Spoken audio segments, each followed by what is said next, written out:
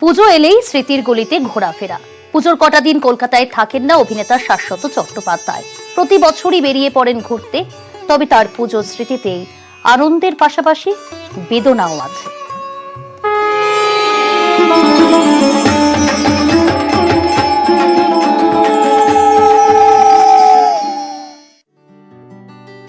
ছোটবেলায় পুজো আমার চাঁদার বিল ছাপানো থেকে আরম্ভ করে বিসর্জন দেওয়া অব্দি ছিল, যেটা গত 12-15 বছরে একদমই চলে গেছে। পুজোয় থাকি না, ওই টাইমটাই পাওয়া যায় যেটা লম্বা একটা ছুটি নেওয়া যায় দিন সাথে।